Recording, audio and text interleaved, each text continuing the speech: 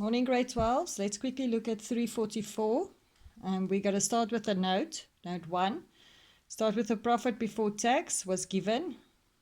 We add on depreciation and interest. That gives me a total of 945000. Then I'm going to look at my working capital changes. Inventory, receivables and payables. Nothing funny there. That was all plain forward. They all increased. Gave an outflow and an inflow, 202,000. The math of that, 743,000.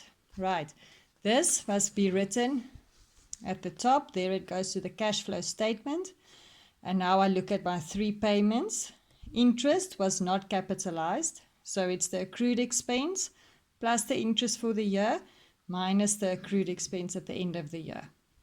Dividends, I can go and look at the notes for dividends. Here it is. Shareholders for dividends at the beginning of the year, plus the dividends paid and declared from the retained income note, minus shareholders for dividends at the end of the year. SARS at the beginning, we owed them, so it's 45,000. Income tax was given, and SARS at the end, we owe them, so we can subtract 304,800.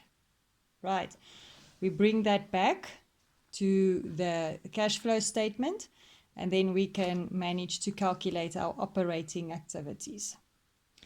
Right, then from investing activities, they gave us the note for the fixed asset. So all of this information can just come from there. I don't have to do a calculation. If I look at my note that they gave me, it says very clearly there that the additions for equipment was 200,200, and the disposal of the land and buildings was 450. So the addition is an outflow because we bought, but the disposal is an inflow because we received 450,000. Okay, and that's what I'm going to record here. So the purchase of the fixed assets, outflow, and the proceeds from the disposal, inflow. That gives me 249,800. Then the finance activities, I have to look at ordinary share capital and loan.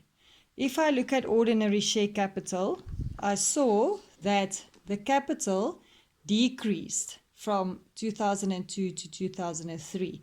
And that means that we have bought back shares. Now, we can work the difference out here, but remember, this is ordinary share capital. We also have to look at what did we buy, what was the value we paid from the retain. The repurchase was 40,000. So when we record the repurchase of shares, it's the total. It's the amount from ordinary share capital as well as the amount from retained, which gives me 200,000 outflow. So it's the total outflow of cash for buying back the shares. Repayment of the loan, I could see that because if I looked at the loan amount, we could see that the loan amount decreased, and that means that we had to make a repayment. There's the loan, went from 1.1 million to 800,000, so the loan amount decreased, right? And that meant that we repaid the loan, 300,000. Right, the math of that gives me 500,000.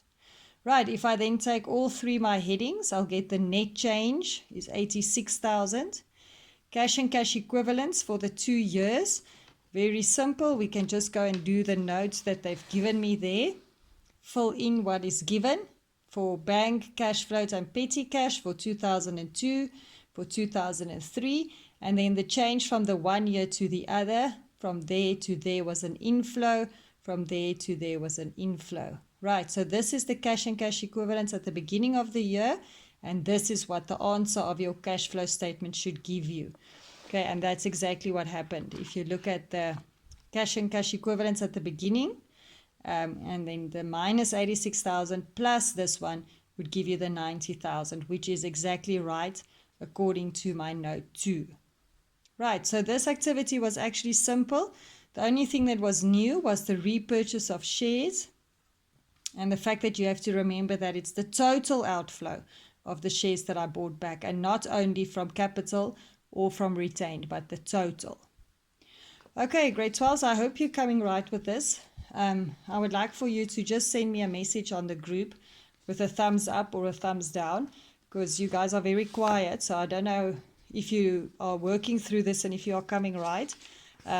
Just give me more or less a hint of how you are doing and coping with this. And then I would like for you to try 345, please. Okay, so now they say you are provided with figures. Fill in the missing figures in the note for the fixed assets, and then do the cash flow statement and answer the theory question. So they give you the income statement, they give you an extract from the balance sheet, and you have to complete the fixed asset note, and they give you additional information right there and on the next page that you could use. And interest is not capitalized. Right, please grade 12s, do for me 345, and then I will work through this example with you again tomorrow. Please remember, you can ask questions. Just send a question on the group and I'll get back to you. Thank you guys. Have a nice day.